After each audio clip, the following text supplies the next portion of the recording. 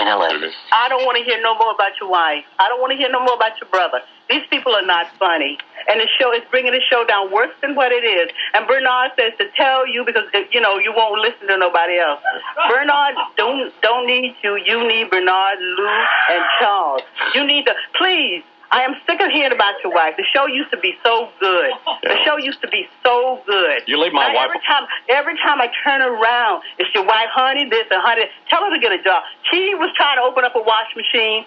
You have a maid, buddy, and I know this woman don't know how to work a wash machine. She done trapped you.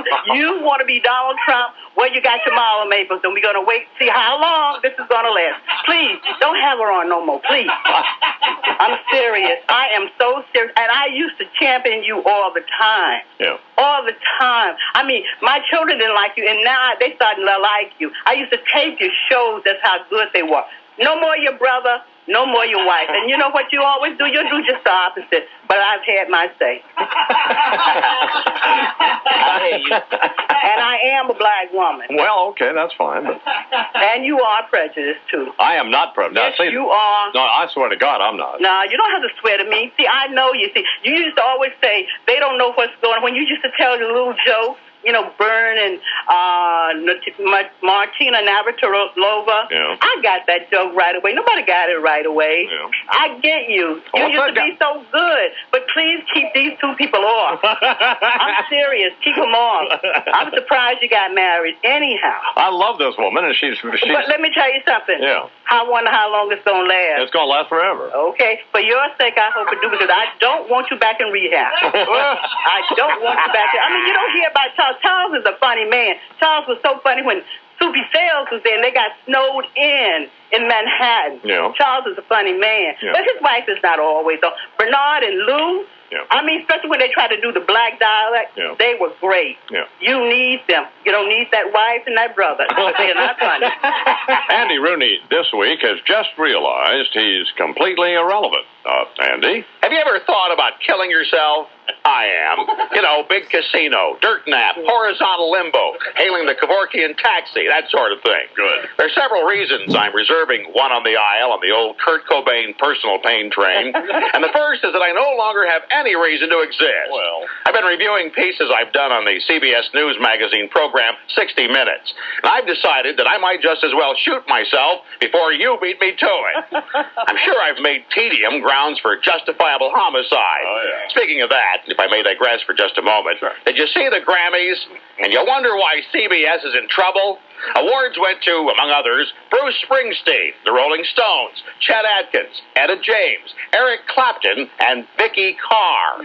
Who votes in this thing? The Academy of Recording Arts and Sciences or the AARP? Tony Bennett won for an album called MTV Unplugged, which I would have called, after seeing him, IV Unplugged.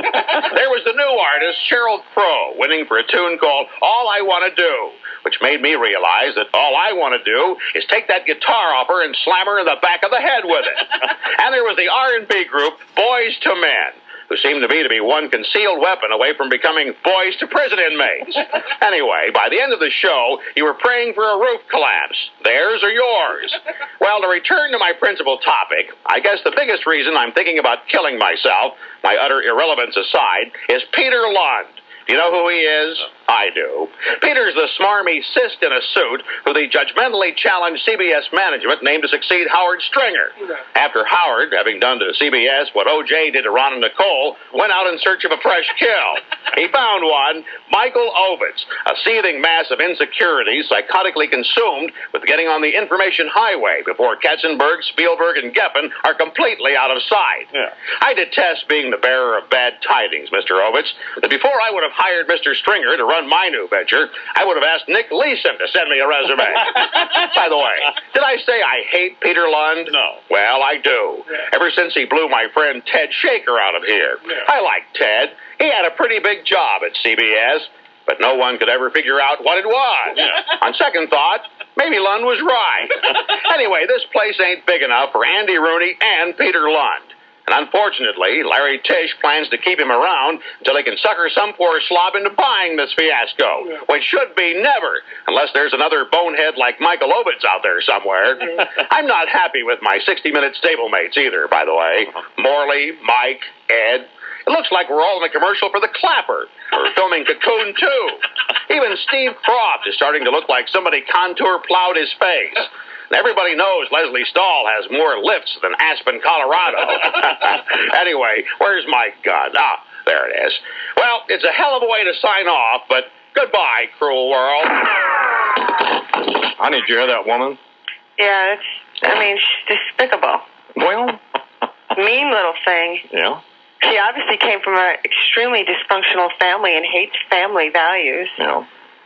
Well, I think she Probably had a brother that beat her and a husband that left her. Well, Unfortunately. Yeah. Well, she didn't want you or Fred on anymore, so. She just, Did you hear that, Fred? Yeah, I did. That was Bernard anyway doing a voice, hoping to real phone call. I'm going to run that jive by me, man. Of course, the first thing, here's the interesting part, is she actually called the program director, and they transferred the call in here. So she went she went over our head, went to management. Yeah. Well, honey, I like you. I think you're cute. She must be out of a cotton-picking mind. Bernard. That was Bernard. That was a legitimate call anyway. Ironically enough, she likes the abuse that, from Bernard. Yeah. There you go, that she was abused. She's attacking me. There you go. She probably likes Delbert. Probably does, yeah. I'm thinking that could be sad. I find it interesting that you didn't say anything back to her. What do you Honey. mean? Do you mean to defend you two? Anything. Well, You said nothing. Fred, do you believe it? When push comes to shove, he absolutely had nothing to It's a say. wet noodle. It's a wet noodle is what it is. You just went blank. well, let me just ask you both this, based on this current conversation we're having. Based on this current conversation, the lady's right. What kind of defense would I have? She would have no defense. The lady's right. Yeah, the lady absolutely is right.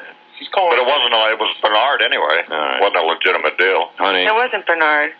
It was Rob then. Bernard's more vicious than that. Imus in the morning. Deidre Hall. In LA.